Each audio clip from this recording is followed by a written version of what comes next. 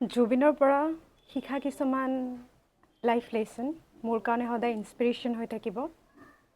তাৰ মাজত প্ৰথমটো হ'ল জুবিনৰ লেংগুৱেজ, কাকো ঘেণ্টা খাতিৰ নকৰা, নিজৰ মনৰ মতে চলা, মনৰ মতে কাম কৰা, আৰু তাকে যদি নকৰিলে হয় তাৰ গানবোৰত আমাৰ মনত যিটো এনাজৰীডাল তাঁৰডাল একেলগে বান্ধ নাখালে।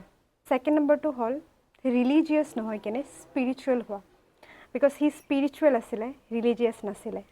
সি চবৰ লগতে, নেচাৰৰ লগত, এনিমেলৰ লগত, মানুহৰ লগত তাৰ মনৰ সম্পৰ্ক আছিলে, দেখুৱাৰ কাৰণে নাছিলে।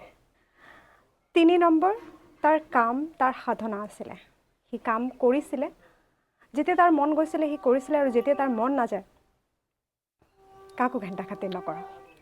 চ' এই 3টা বস্তু মই তাৰ সদায় নিজৰ মাজত লৈ থাকিম। সি গুচি গ'ল, বাট সি আমাৰ চবৰে মাজতে ৰৈ যাব, আৰু নিজৰ মাজত তাক বচাবলৈ এইকেইটা বস্তু আপোনালোকে কি লৈছে মই নাজানো, বাট মই এইকেইটা বস্তু লৈ সদায় জীয়াবলৈ যত্ন কৰিম। জুবিন গাৰ্গে নিজকে কি বুলি ভাবে? মই ৰাস্তাৰ মানুহ বুলি কওঁ। গোটেই জীৱনটো প্ৰায় ৰাস্তাতে আছোঁ, ঘৰত কম থাকিবলৈ পাওঁ, ৰাস্তাত বেছি থকা হয়, আৰু মানুহৰ লগত থকা হয় বিভিন্ন সময়ত বিভিন্ন কামত। মানুহৰ শিল্পী হৈ থাকিবলৈ মন, গোটেই জীৱন মানুহৰ কাৰণে কাম কৰিবলৈ মন, আৰু সেইকাৰণে মই নিজকে ৰাস্তাৰ মানুহ বুলি কওঁ।